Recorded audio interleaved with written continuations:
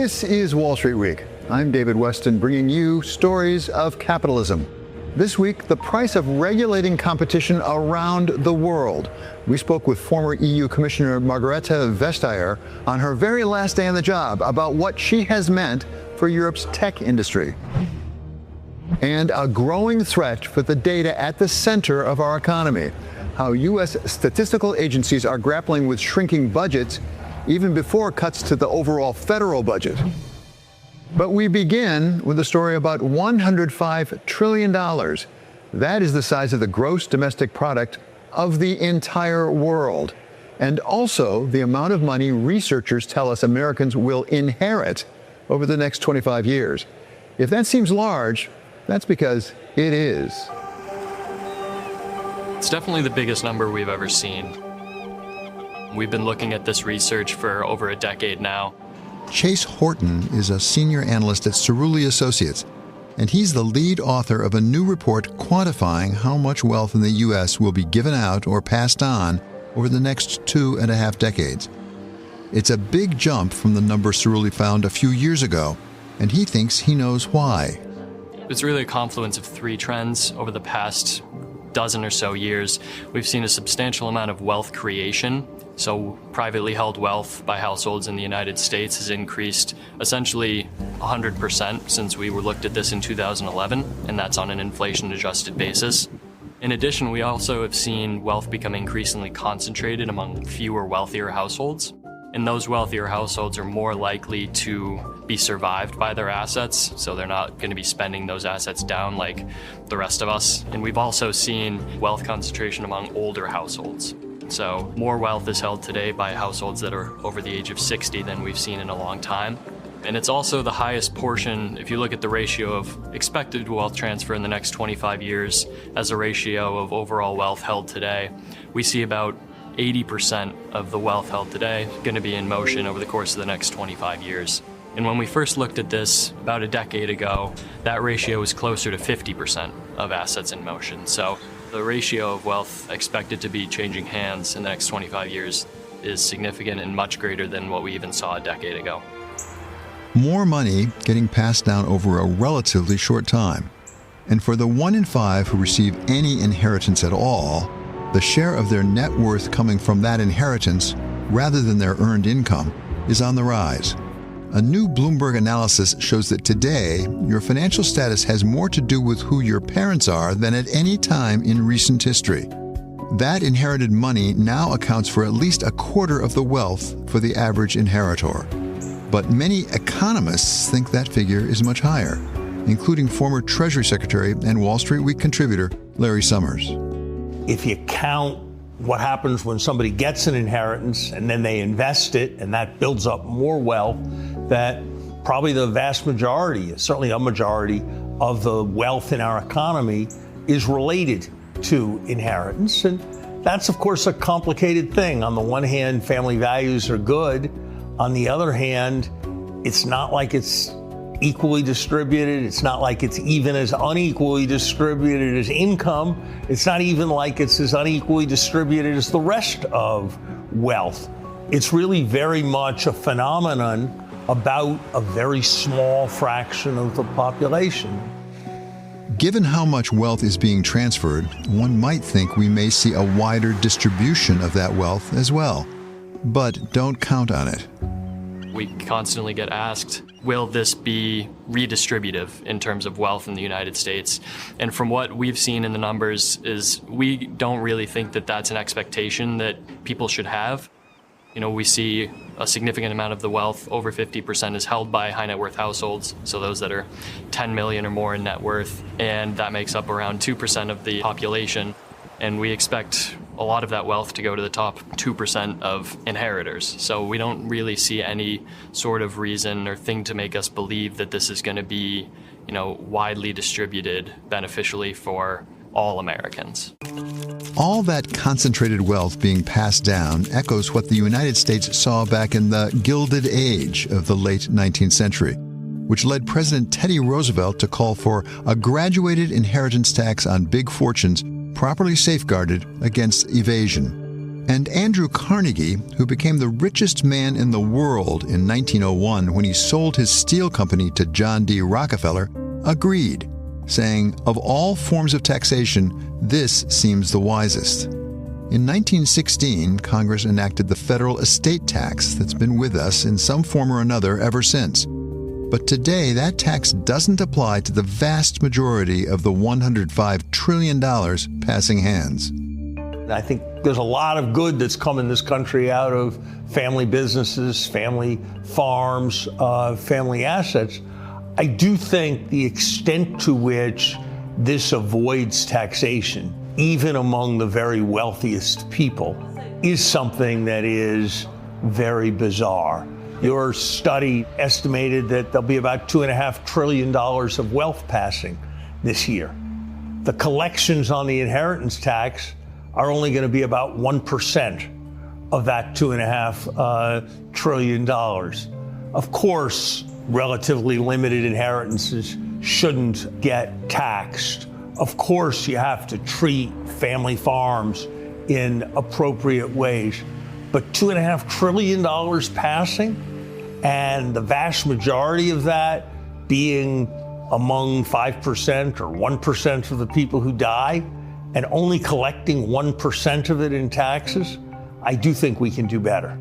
There is little reason to expect that the inheritors will pay any more in taxes under the next Trump administration. In his first term, Mr. Trump worked with Congress to cut the number of people subject to the tax to near historic lows, and in campaigning for a second term, advocated eliminating it altogether. But there is one way the great wealth transfer will reduce inequality. Women are set to inherit more money than ever before. Enormous amounts of this are going to women because first you have to think that men and women have different life expectancies. So first the money goes to the wife. Emily Green is head of wealth management at Ellevest, a financial firm that focuses on working with women. Wealth advisors, brokers, real estate agents, and others could be well positioned for a windfall as the wealth transfer accelerates in the next few years. And Green says she and her team have seen firsthand the shift from men to women. And this next generation, millennials and such, there's a lot more single women there have been in prior generations. So there's a lot more women controlling the wealth as this inheritance comes down than there was previously. It's really going to change the way that we invest, spend, give, all these different types of things because women are going to get this huge amount of money. How far along are we in the process of this wealth transfer? We're still really early. Until now, women have gotten a smaller share of inherited wealth than men. But Cerulli estimates that over the next quarter century, Gen Z women will become the first to receive at least half of the country's inheritance. And that, Green says, has major implications for the way that money will be spent and invested in the future. And you have seen women tend to hire more women. Women tend to give philanthropically. Women tend to invest more in other women. They can give more politically. They can look to make sure that the people in office are reflecting them. You think about businesses. And so the more women can start their own businesses and do these things, that changes society as well. If you look at women business owner numbers, they're great entrepreneurs. If women have the money to create businesses, they can create businesses that serve them. So even think about healthcare. Healthcare, for a long time, drugs were only tested on men. And so when we think about healthcare, if women can create healthcare companies that are focusing on 50% of the population as well, you are changing things. There's a lot of opportunity within these spaces because there's a lot of companies that just aren't focusing on women and how they're actually thinking about this. An economy that's better suited to fulfill the needs of the whole population rather than just 50% of it is certainly an improvement. But what about the 80% of Americans who don't stand to inherit anything? Will rising inequality weigh on economic dynamism? How much does it matter? Big questions and easy enough to ask.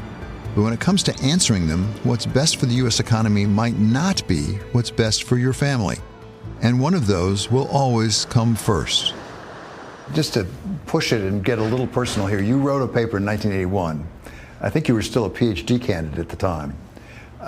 Now you've had a very successful career, I hope done reasonably well, have a family, have a granddaughter. Have your views changed on the intergenerational transfer of wealth at sort of that late in your career as opposed to at the very beginning? I think at the very beginning, I didn't really think of it as a personal issue at all. I thought about it as just part of understanding the savings process in the economy. Now I think about wanting to help my children, now that I have a grandchild, help my grandchild, but certainly not to the point where they're not living their own lives professionally and doing their own work is the philosophy that I have.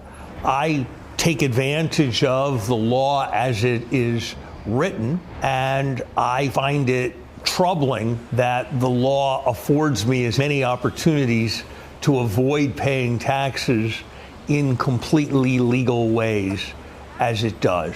And I think there are all kinds of changes in the estate tax law that would make that law function in a fairer and more equitable way. Those changes are unlikely to come soon, if at all. And until they do, the economy may grow more dynastic, forcing us to come to grips with how much of our wealth is truly ours and how much we owe to future generations. Coming up, as Europe struggles to get its tech sector on the map, we examine the role that competition policy may play and the trade-offs between taking the lead in regulation and spurring innovation. That's next on Wall Street Week. You're listening to Bloomberg Wall Street Week with David Westin from Bloomberg Radio.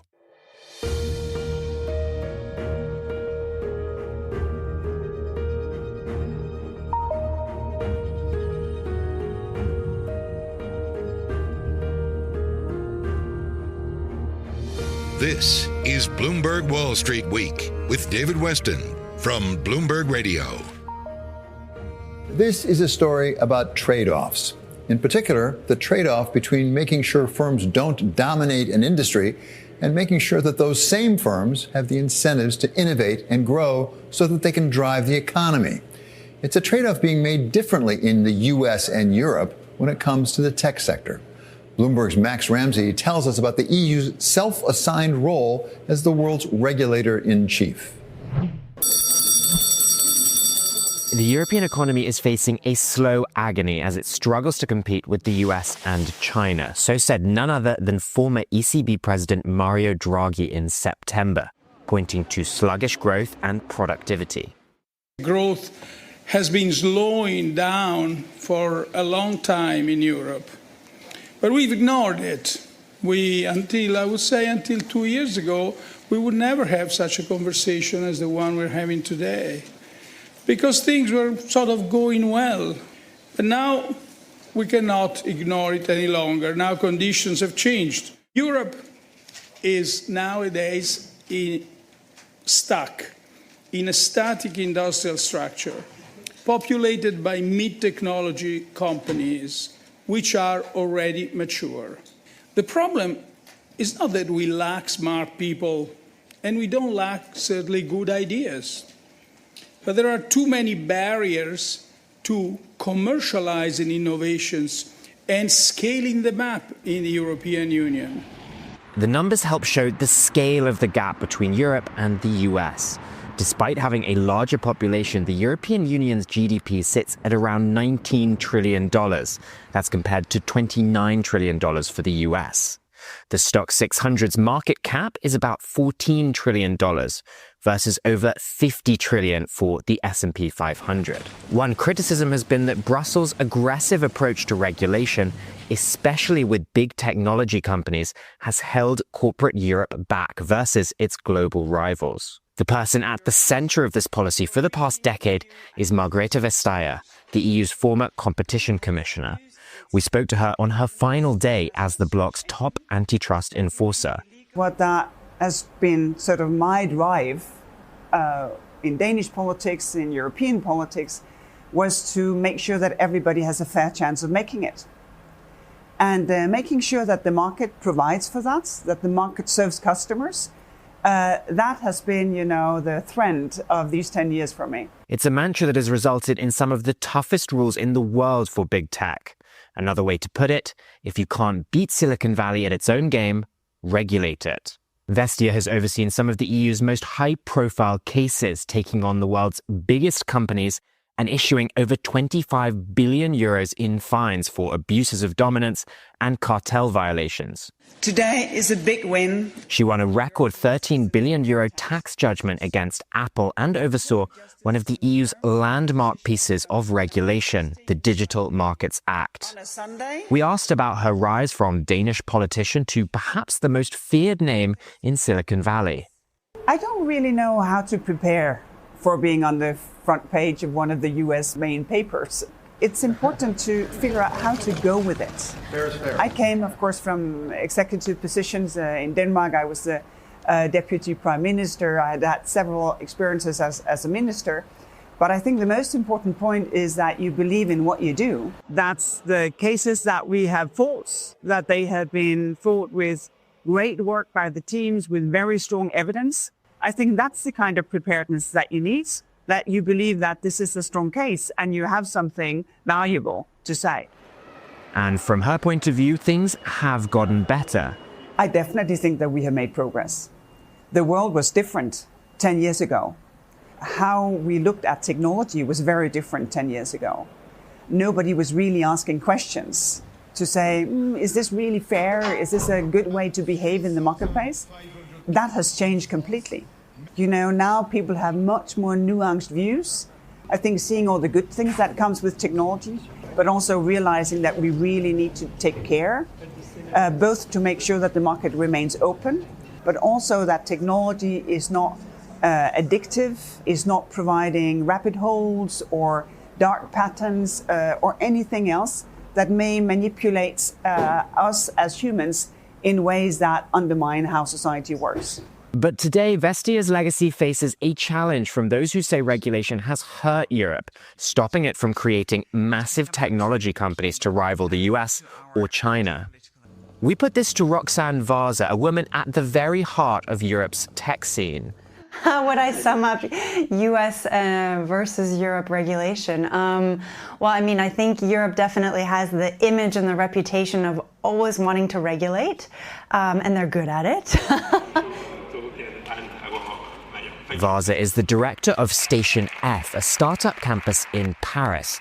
She's also a scout for Sequoia Capital and an angel investor herself. And I definitely think regulation does, in some cases, slow things down. It creates complexity. In some cases, it's not even clear when the regulations are first coming out exactly what they apply to and what we need to do to comply with them. So it can be quite difficult to navigate, especially for young, innovative companies that don't have a lot of resources and a lot of time to spend on that kind of thing. All that, she says, can bring some disadvantages for companies in Europe compared to their rivals in North America. I think in the US, there's a lot more flexibility. The consumer is potentially less protected because of those discrepancies. But as we mentioned, there's less room for innovators to play with. So I think they're two very different approaches. And I think the European approach will naturally dissuade some types of innovation from happening here. Margareta Vestager takes a different view. We're talking a lot these days about competitiveness. The paradox is that you can have competition without having competitiveness, but you cannot have competitiveness without competition. So really important to maintain that strive that everybody should be challenged. If you achieve a very strong market position, it comes with responsibility. So to some degree, I think a lot of people can mirror themselves in what we are asking of market participants in their own lives. If someone is rich and powerful, they have responsibility. If someone is small with very few means, well, they should have a better chance of making it. This view has informed the flagship technology regulation for the EU and, by extension, much of the world over the past 10 years. I think it's important here to see, well, some regulation, like the Digital Markets Act, is opening the marketplace. Regulation like the AI Act makes AI safe to use, which means, again, that it opens the market for many more use cases where people may otherwise scare off.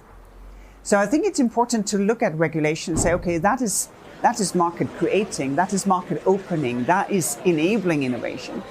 And then look at regulation where you have reporting obligations that you may not need, or that implementation had been done in a way that was overly strict, where with new technology or going through things, they would say, why did we do that in such a complicated manner? There are much easier ways to do this. So I think it's really important to do that. And the new commission has obliged itself to go through the entire body of regulation to weed out the overlaps, what is unnecessary, in order to make life easier for businesses big and small.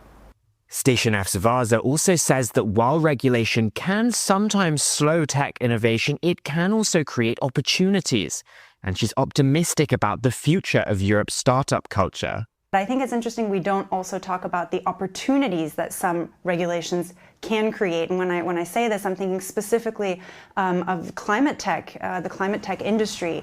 I do think that the regulation obviously is causing a lot of headache for some companies that have to comply, but it is also creating a lot more opportunity and a lot more interest for this category in Europe. I would say actually that Europe has made a huge cultural shift, maybe over the last 5 years. If I'm looking specifically at France, 10 years ago, it was definitely not a thing to be an entrepreneur. It was almost considered crazy. Why don't you go get a real job, essentially? But that has 100% changed today, and I think just about everybody wants to be a founder. So I think this cultural shift that we're seeing in France, and the rest of Europe is also catching up with it, has changed a lot of things. And when I actually look at how people build companies in the US and in Europe, I mean, obviously, structurally in Europe, things are very different. It means something very different to build a company. But the cultural, the kind of mindset of entrepreneurs is almost identical. I would say it's actually maybe become even a little bit more balanced recently. I think with AI, we've seen the US having to step in a bit more, deciding to regulate a bit more. Now we'll have to see if that continues with the new presidency. The EU's tough approach to regulation hasn't always pleased its partners.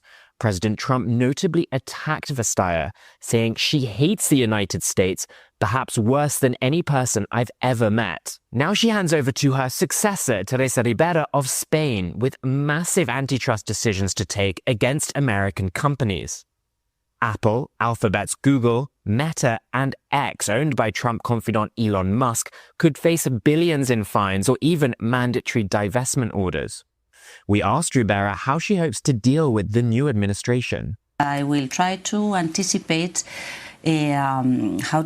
cooperative relations in these fields. I think that both American consumers and European consumers, worldwide consumers, do benefit when we pay attention on how the market does work. And I was said, and this is quite clear, that before, in the previous Trump mandate, there was also some involvement, relevant involvement and coordination between the competition policies and decisions between the two authorities. So I hope that we can work together. As for Vestager, she may be backing away from the front lines of antitrust enforcement, but she's hardly fading away. Well, what the future brings, I don't know. What I know is that I bought myself a domain, which is .eu. Because it may be that the European Commission is done with me, but I'm so not done with Europe. Coming up, numbers make the world of Wall Street go round. But the reliability of those numbers may be at risk as we continue to cut government costs. That's next on Wall Street Week.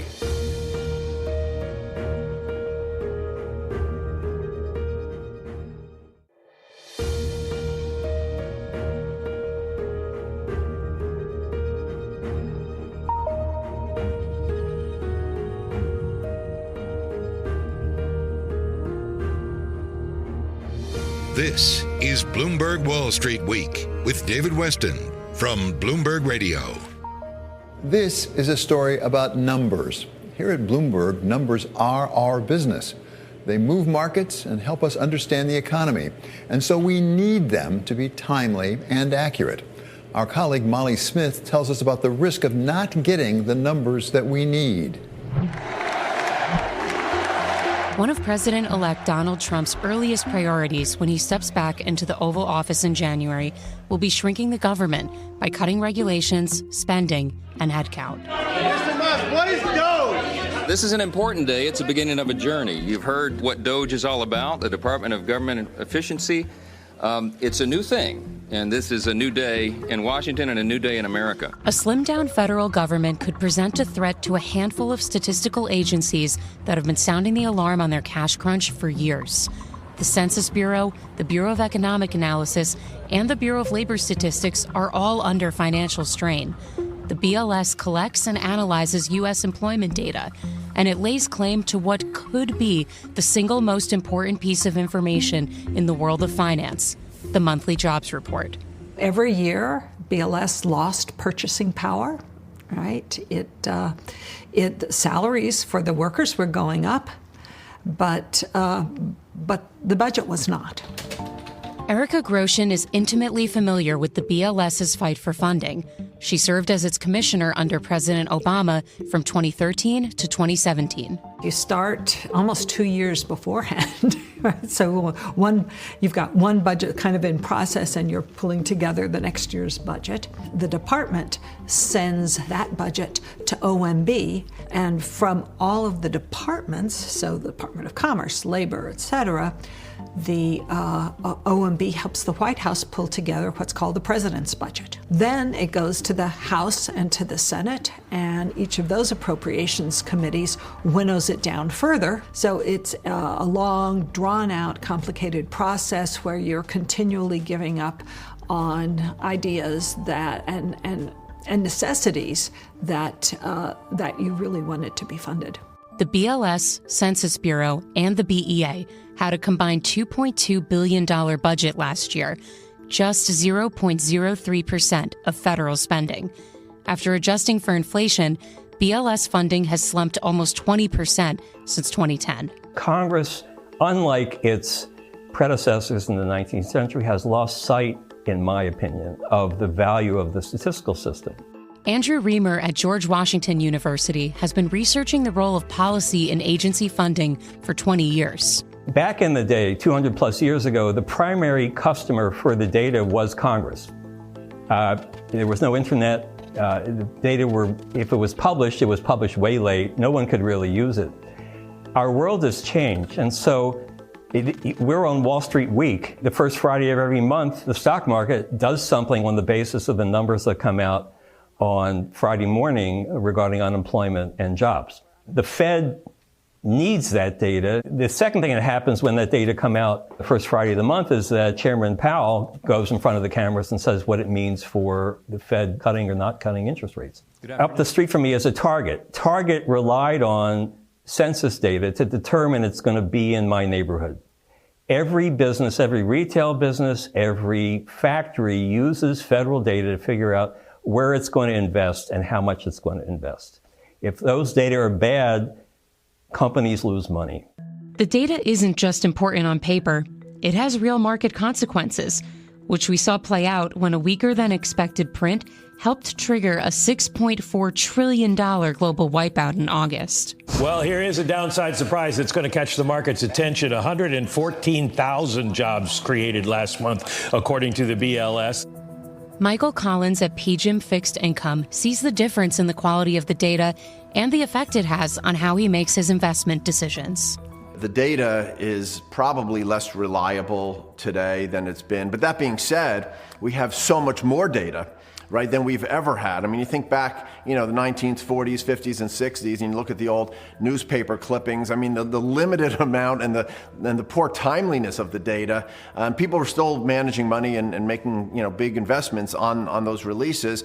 Today, we're actually, have the benefit of having so much macro data, micro data, contemporaneous data, leading data, lagging data, and so we have the flexibility to put it all together and try to, paint a bigger picture. We're really looking, at each piece of data as a component to the bigger picture. Does it support our thesis, or does it, make us think twice about our thesis and maybe pause before we put on a trade or an investment that will benefit from our view. And by the time you get the revisions, right, that it is so backward looking that it doesn't reflect market behavior going forward, right? The markets are very forward-looking beasts, as you know.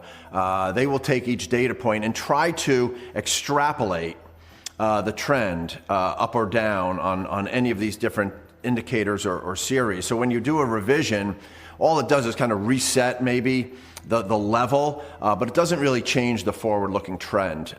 So either way, the data to investors like us, long-term investors, are not that important. What's important is how the markets are going to respond to activity in the future. So we're always trying to stay, obviously, one step ahead of the data, right? To try to take the data and, again, try to paint a picture of the direction of these different indicators, and we will certainly make investments and put on trades and put on positions that we think are consistent with our view on which way the data is pointing. If you get a revision, by then it's really moot. In August of this year, the BLS found itself unprepared to handle a delay in releasing a scheduled revision to its jobs data. The figures were finally released about 30 minutes after they were supposed to come out, but not before a handful of firms, including BNP Paribas and Mizuho, got the numbers because they called the BLS and asked. The fallout from the glitch was made worse by the massive revision, highlighting another issue plaguing the BLS and other statistical agencies: declining response rates to surveys. Because response rates are falling, then you're not actually getting 60,000 households every month, right? You're getting substantially less than that. And so you're really missing out on smaller groups, racial groups, industry groups, veterans, etc. If you want to know what's going on with the various groups, the information just won't be as good. Response rates are falling for all surveys all across the world, all kinds of surveys. There's what's called in the field, it's called survey fatigue. So people get a lot of requests, and when it first started, there were very few surveys. And another factor in all of this has been the demonization of government. Groshin says the lack of trust in the government and its data creates a feedback loop of low response rates and inaccurate data. So conversion of the top ranks of the staff in the statistical agencies to political appointees threatens to undermine trust in the agencies. And when you undermine trust, you interfere with their ability to fulfill their mission. If you had come here a few years ago, these streets didn't exist. Zach Brandon and Aaron Olver saw firsthand how data from statistical agencies turned into cash for their hometown of Madison, Wisconsin. It really started earlier in 2005, 2004, but the report that I think set the groundwork for what came out of the CHIPS Act was this study that came from Brookings in 2019. They looked at population, they looked at types of jobs, they looked at share of bachelor's degrees, they looked at STEM R&D investments, they looked at PhDs per capita. So all that is federal data that's collected. And so those data sets become important to put together the composite. 15 Wisconsin companies specializing in healthcare technology, as well as higher education institutions, came together last year to seek the designation as a so-called tech hub under the CHIPS and Science Act.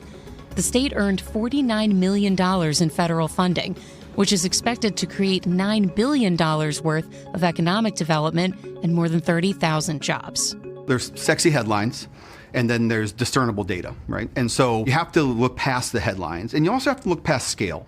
Because if you just looked at size, if you just said, well, who has the most of these employees, you would just stay in those 5 cities. You'd go to New York, wherever there was scale.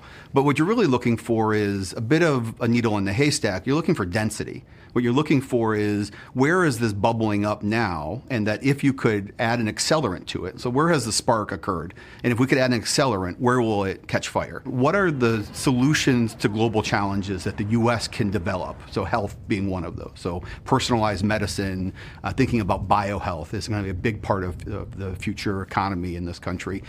So where are those companies? Where does that research exist? And I think that's what you saw in this technology hub that's developed within Wisconsin, is that if you start in Milwaukee and you make your way to Madison, you've got more than 100 companies that touch health in some way. And some of the largest companies in the world that are doing healthcare, health delivery, health research, health R&D happen to be based in this corridor. But if you weren't looking at data, you wouldn't have noticed that. Brandon says that despite his city's rapid tech growth, it could stumble without federal support.